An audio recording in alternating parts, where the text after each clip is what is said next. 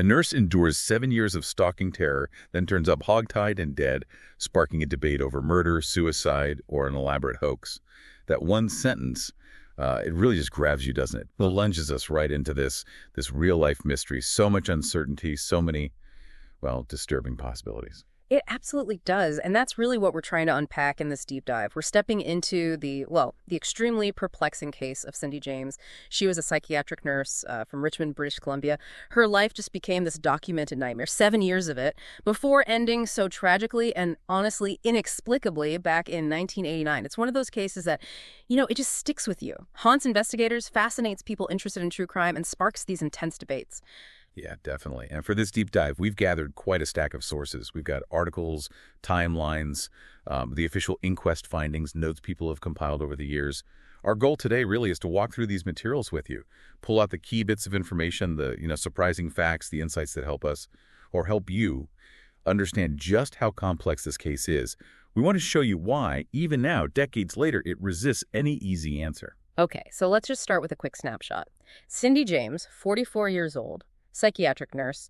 Her ordeal, or at least when it started being reported, was 1982. And over the next 7 years, she documented nearly 100 separate incidents. And we're not talking minor things here. These were, relentless obscene phone calls, threatening calls, vandalism, like furniture slash, property damage, horrifying animal cruelty, and then increasingly violent physical assaults. And what's really crucial to get up front, something the sources keep highlighting, is this kind of split, this dichotomy through those 7 years. You had Cindy's friends, her family. They often saw the aftermath, right? The injuries, the palpable fear. But then the police, well, they frequently arrived at scenes that just lack that hard, corroborating forensic evidence they were looking for. Exactly. And that created this tension, didn't it? This sort of seed of doubt maybe among some investigators pretty early on. And that doubt, unfortunately, it just grew and seemed to complicate everything that followed. And that whole 7-year period, it just culminated in her death. June 8th, 1989, her body's found in this overgrown yard of an abandoned house. And the circumstances were immediately deeply disturbing. Set off alarm bells for everyone. She was found bound, specifically hogtied, hands behind her back, connected to her feet or ankles, which were also tied, and a nylon stocking knotted tightly around her neck. It's a case that matters for so many reasons, as the sources point out. It's this stark example, really, of how things like victim blaming, the stigma around mental health, how they can intersect with a really complex criminal investigation. It makes you ask questions about potential investigative tunnel vision. Did those early doubts maybe color how they saw later evidence? And maybe most enduringly, it just represents this profound ambiguity, the official outcome, undetermined. It's like a puzzle where the pieces just don't seem to fit, not neatly into homicide, not neatly into suicide. And that's the puzzle we're inviting you to explore with us today. Okay, so our plan for this deep dive is to walk through that timeline first, that 7-year siege, then really focus in on the contradictory evidence from the death scene itself, and finally look at the investigation, the inquest, try to understand why, after all that effort, it's still officially undetermined. Sounds like a plan. Let's start at the beginning, though, that 7-year timeline. Okay, so the journey begins, according to the sources, pretty subtly. October 7th, 1982. This was about 4 months, give or take, after she separated from her husband, Dr. Roy Makepeace. And the first reported incident, an obscene, threatening phone call. At first, maybe it seemed like just, a nasty reaction to the breakup.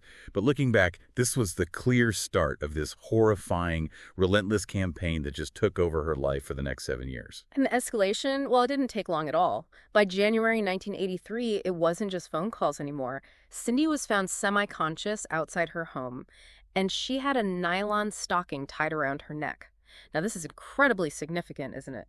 Not just the first reported physical assault, but that nylon stocking. It becomes this recurring element, almost symbolic, throughout the later incidents and, of course, found around her neck when she died. It feels like a chilling signature if you believe there was an external attacker. Definitely feels like a signature. And the sources do note it was around this early point, after this first attack, where maybe the scene wasn't quite what police expected. That's when some RCMP members reportedly started having doubts, questioning if all of Cindy's reports were, well, entirely genuine. And those doubts, whether they were justified or maybe early tunnel vision or even victim blaming, they just became this constant undercurrent. Now, the harassment wasn't just physical attacks on Cindy. It extended to her property and, really disturbingly, her pets. October-November 1983, the cruelty just ramps up dramatically. 3 of her cats were found strangled. And with these peculiar rope bindings left nearby in the garden, this isn't just vandalism anymore, is it? It's psychological warfare using animal cruelty, a definite escalation in severity. A horrific escalation. And the attacks just kept getting more severe. December 1985, things took an even more dangerous turn. Arson. A fire was deliberately set outside her bedroom window. Sources confirm accelerant was found, traced to the porch area. And there's this detail in one source, adds another layer of complexity. Her ex-husband, Dr. Makepeace, was apparently visiting her home that night. That's significant. It marks a major shift, right? From assaults and animal cruelty to trying to burn her house down. The threat level just jumps. So the police did respond to this pattern, the increasing severity. In 1985, they set up round-the-clock, 24-hour surveillance on Cindy's home. This is often mentioned as, a significant effort they made. And interestingly, the sources say while that surveillance was active, the incidents did seem to decrease, which suggests maybe the person responsible was aware or at least deterred by the police presence. But, and this is a huge but, and where major criticism comes in, according to sources and critics, that surveillance, it was controversially dropped after only 14 days, just 2 weeks. And almost immediately, reportedly, within hours of the police pulling back the harassment, started again. Wow, only 14 days? That seems incredibly short given the history. It does. And there's this specific, almost maddening detail from that surveillance period. The tapes apparently captured only one incident during those 2 weeks. A telephone cord being cut, which was, a common tactic used against her. And that single incident, it happened during the 1 hour the surveillance was apparently unmonitored during that entire 14-day period. Kidding, the one unmonitored hour. That's what the sources suggest. It's baffling. I mean, did the perpetrator somehow know the surveillance schedule? Did they have inside information? Or is there some other more complicated explanation? It raises huge questions about, the effectiveness and timing of the police work. Was the perpetrator external and just incredibly cunning? Or were the incidents somehow linked to the presence or absence of that monitoring? It's really puzzling. It really is. And the physical attacks didn't stop after that. October 1988, so just over a year before she died, Cindy reported another violent assault. This time with knife wounds, serious enough she needed to be hospitalized. Now, this event adds another piece to the puzzle, especially when you think about her body when it was found. She survived this attack and others that supposedly left injuries. Yet later, at the time of her death, there were no defensive wounds found on her body. None. That absence is a major point of contention, isn't it? Became key evidence in the debate later on. Absolutely. And sources also mention that after this 1988 knife attack, a police dog searched the scene and reportedly found no scent leading away from the area, which unfortunately just fueled that theory among some investigators that maybe she was staging some of these herself. Let's try and consolidate what we know about this alleged stalker's elusiveness. Yeah. Especially the phone calls, which were just constant terror for her. Reportedly, they were always timed for when Cindy was alone, maximize the fear, the vulnerability, but they were usually too short for the phone tracing tech they had back in the 80s. Right, the technology wasn't what it is now. Not at all. But here's an oddity that makes the simple she faked it all explanation really difficult. Friends who took Cindy in, for safety, they also reported getting harassing calls after she moved in with them. Now, how do you explain that? If it's a real stalker, they knew her movements, knew where she was hiding, extremely persistent. If it was Cindy staging it all, it would mean she somehow managed to extend this incredibly elaborate act to her friends' homes without them knowing. That seems, almost impossible. Yeah, that part is really hard to square. And another key detail. These harassing calls apparently never happened when the police were actively tapping the phone lines, which again echoes that weird timing we saw with the physical surveillance. It's consistently evasive of monitoring. It's just impossible to talk about this case without touching on Cindy's mental state, as the sources document it. Her medical history, it did include diagnoses of depression. And there were past instances of suicidal thoughts, suicide ideation, and that, understandably, is a huge factor. It played right into the theories that maybe the injuries, maybe the final death scene, were self-inflicted or staged. Absolutely. It has to be considered. But the sources also present the other side of that coin, the perspective of her therapists, people who were treating her during this time. And according to their notes, their testimony later, they genuinely believe Cindy was suffering from this profound, legitimate fear of an external stalker. They described someone genuinely terrified by things she believed were happening to her. So you had this conflict right there. Documented mental health struggles, right, but also professionals observing what they saw, is genuine fear of an outside threat. Exactly. And that dichotomy, it just highlights the immense complexity here. It's central to why that debate, murder versus staged suicide, became so difficult to resolve. Was her fear just a symptom of her illness? Or was her illness maybe made worse by a very real external threat? The sources really present evidence supporting both possibilities. Okay, so this intense, confusing 7-year period, Yeah. it eventually leads to the final tragic chapter, her disappearance, and then the discovery of her body. Yeah. The sequence leading to her death, it kicked off around May 25th, 1989. Her car was found, parked in a shopping mall parking lot. And the scene in and around the car, it immediately raised alarms. There was blood spatter on the driver's side door. Groceries she'd presumably just bought were still inside the car. And weirdly, her wallet was found underneath one of the seats. That discovery naturally triggered the final urgent search for Cindy herself. And that search went on for almost 2 weeks. Yeah. A long time. It did. The grim discovery was finally made on June 8th, 1989, by a search party. Her body was in the yard of an abandoned property, quite overgrown, about 15 miles or so from where her car was left at the mall. And the state she was found in. We mentioned it earlier, Yeah. but it's just central to the whole mystery. Absolutely central. The sources describe her as hogtied. Hands bound behind her back, rope connecting them to her feet or ankles, also bound. Nylon stocking knotted tightly around her neck. And then there was that graffiti, sprayed nearby on a fuel tank, just crude words. Some bitch died here. Yeah. And the paint used for that. It matched a line that had been sprayed around her body on the ground, which strongly suggests the graffiti, the line, it was all done right there at the scene. Maybe around the time she died or when her body was placed there. Okay, let's really spend some time breaking down this final scene, because this is where the physical evidence just throws up so many contradictions. It's the real battleground for the competing theories, isn't it? It absolutely is. And one of the most critical and maybe most puzzling pieces is the toxicology report. It showed extremely high lethal levels of morphine in Cindy's system, specifically over 10 milligrams per liter. That's well beyond a fatal dose for most people. She also had fluoridipam, which is a sedative, in her system too. And how the drugs got there, that was clear too, right, from the forensics. Yes. The sources state they were injected. There were 2 fresh needle marks found inside her elbow. Now, this detail, it creates a massive question mark for both theories, homicide and suicide, because Cindy had no known prescription history for these drugs. None at all.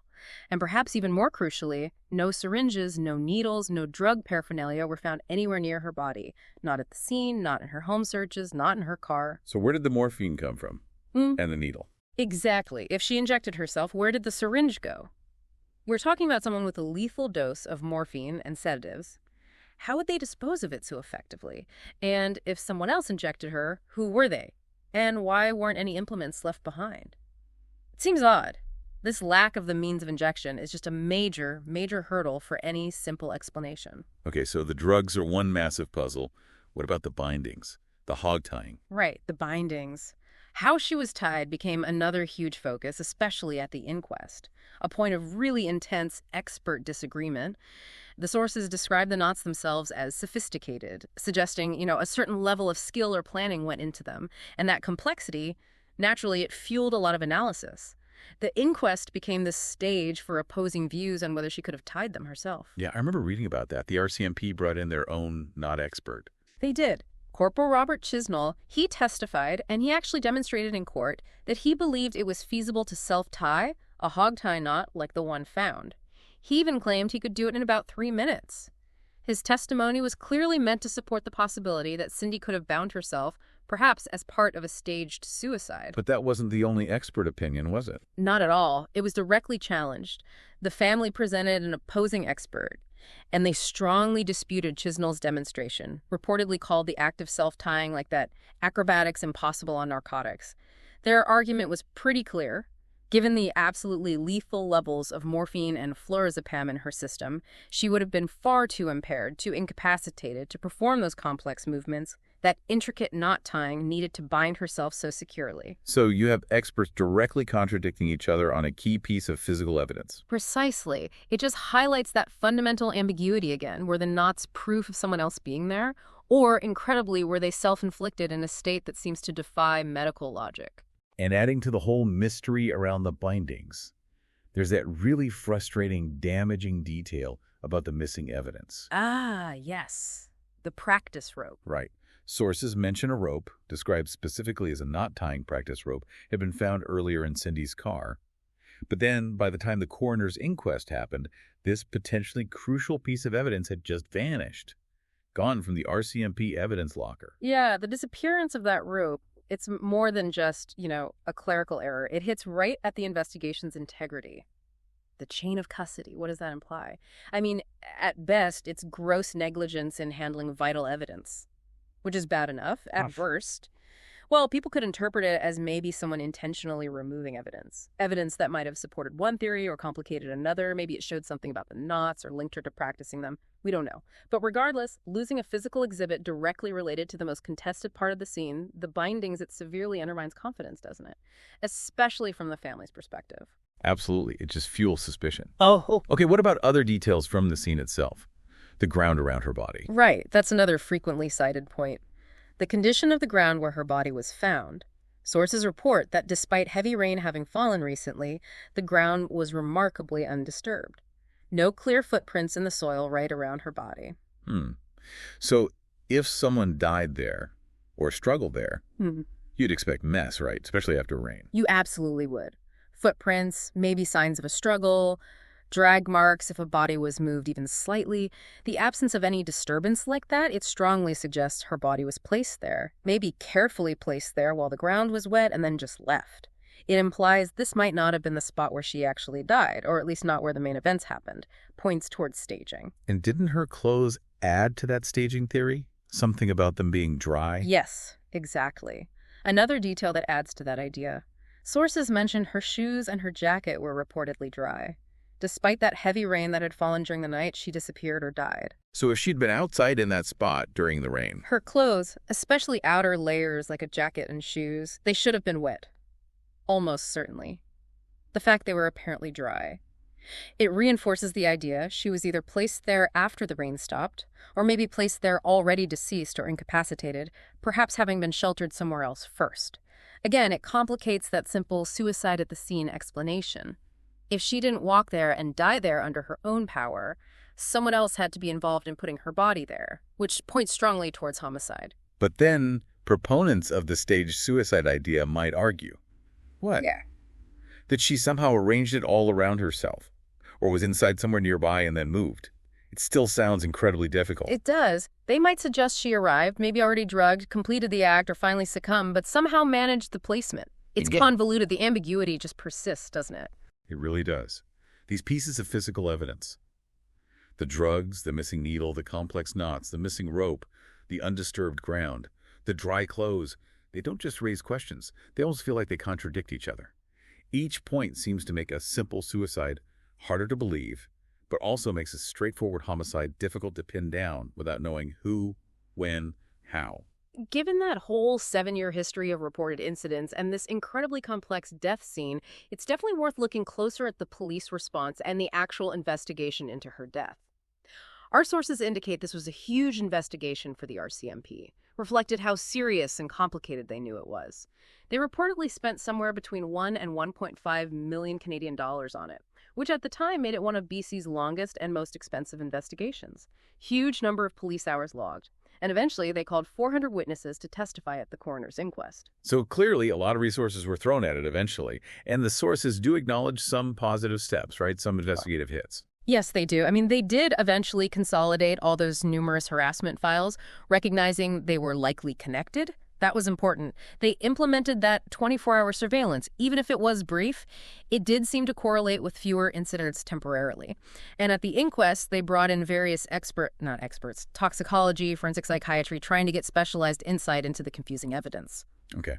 But then there were the misses, the criticisms and, well, some really odd aspects of how the case was handled, especially early on, and with evidence. We already talked about the surveillance ending so quickly and the harassment starting right back up. Critics see that as a major failure. A huge one. And another key criticism you see in the sources relates to how early evidence from the harassment period was handled, or maybe not handled.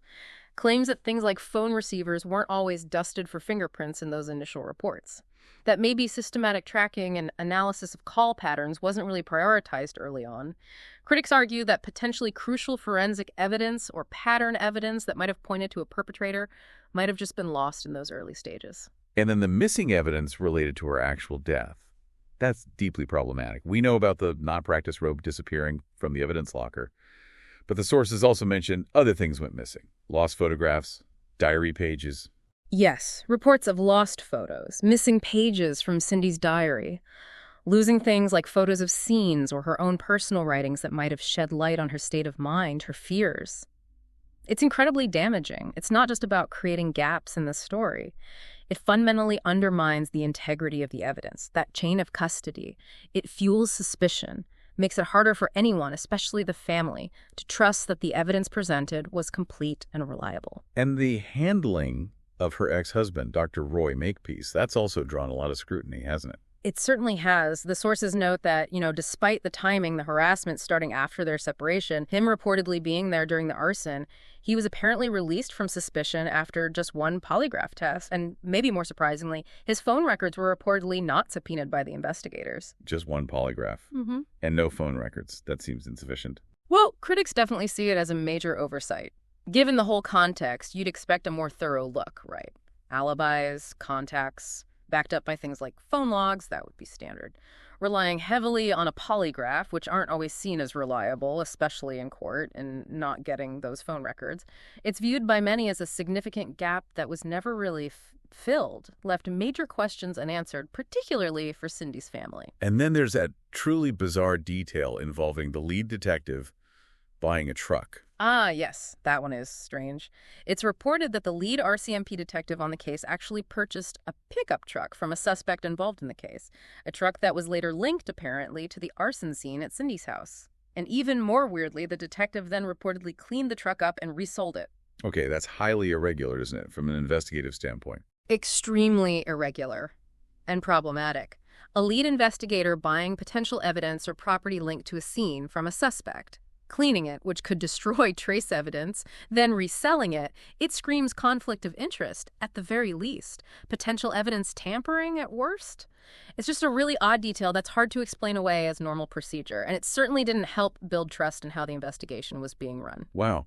Okay, and just circling back quickly to the phone calls, there was something about whisper calls saved by Makepeace. Right. 2 whisper calls that Dr. Makepeace had apparently saved and were played at the inquest. Sources report that a voice analyst examined them, and their conclusion: the tone was gender ambiguous. So even the calls didn't offer a clear clue about who was making them. Could have been male, could have been female, maybe even a disguised voice. Just another layer of uncertainty. So all these things, the huge investigation effort, the acknowledged successes, but also the big misses, the missing evidence, the weird handling of people and things like the truck, they all feed into the inquest and that final outcome. Exactly. They set the stage for the coroner's inquest in 1990. Which was this lengthy, exhaustive process, ran for 40 days, apparently the longest and costliest inquest in BC history up to that point. Its job was to determine the medical cause of death and the circumstances surrounding it. And after hearing from all those witnesses, hundreds of them, experts, investigators, what did the jury decide? They delivered their finding on the manner of death, and that finding was undetermined. That became the official classification. It means the jury, based on everything they heard, couldn't say for sure if it was homicide or suicide, and neither could be ruled out beyond a reasonable doubt. So the official tag became unknown event. And as far as our sources indicate, that's where the case still stands today, right? Undetermined. That's correct. No charges have ever been filed related to Cindy James's death. The RCMP officially closed the active investigation file back in 1992. They've stated, of course, they'd reopen it if significant new evidence came forward. But currently, no active investigation, no reward posted for information. And that official undetermined status, it really reflects the deep split in how people view this case. Absolutely. The sources make it clear there's this painful difference in perspective. Between Cindy James's family and, sort of unofficially, the view often associated with the RCMP investigators involved, the family remains completely convinced she was murdered. They point to the 7 years of terror, the complex bindings, the drugs, the staged scene. They see it as clear proof someone else did this to her. Right. But the investigators, or at least some of them. Well, while the official ruling is undetermined, the unofficial leaning, as presented in the sources, often seems to favor a theory of a very complex, staged suicide. Driven by her known mental health struggles, her past suicidal thoughts, they might look at the lack of defensive wounds, the undisturbed scene, the drugs, as evidence supporting self-infliction or staging, even if the how remains incredibly difficult to explain logistically. And it's really important, as you said, for us to be clear here. We're just presenting these different viewpoints from the sources. Yeah. We're not taking sides. The official finding, based on all that ambiguous evidence, is undetermined. Precisely. And it's that official unresolved ambiguity that leaves us, and probably leaves you listening, with so many unanswered questions. Questions pulled right from those oddities and loose threads we've talked about. Like, how do you square the lack of any defensive wounds when she died with the fact she survived previous violent attacks that reportedly left her injured? And if there was an external stalker, how did they manage to time those calls so perfectly when she was alone, but never, ever get caught when police were tapping the lines? And who made those calls to her friends' houses when she moved in with them? What actually happened to that not practice rope? The one found in her car, then vanished from the RCMP locker. What could it have told us about those bindings? Where did that lethal dose of morphine come from? And why were the syringes never found?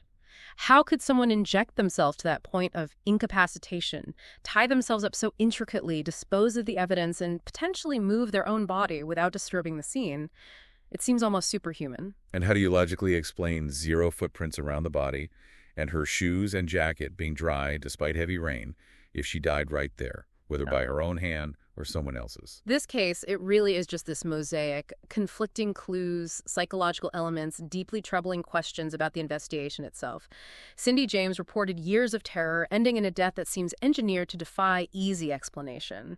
Leaves behind physical evidence that pulls in opposite directions, questions about her state of mind, and documented problems with how evidence and key people were handled. And officially, her death remains unsolved. Unknown event. No definitive conclusion. Homicide or suicide. So think about this. Given the sheer amount of evidence gathered over 7 years, the massive resources spent on the investigation after her death, that incredibly long inquest with all the expert testimony, the detailed scrutiny, what does it really mean when a case like this, with so much attention, remains officially undetermined after all this time? Does the conflicting evidence just mean we're missing one crucial piece, something that would snap it all in focus? Or does it suggest the truth is actually more complex than just murder or suicide? Maybe it's some kind of tragic, chilling intersection of both internal struggle and a very real external threat, like some theories have suggested. It's a question that definitely lingers long after you look into the disturbing, intricate details of the Cindy James case. Thank you for joining us for this deep dive. We really encourage you to keep thinking about this case and all the unresolved questions raised by the evidence we've discussed today.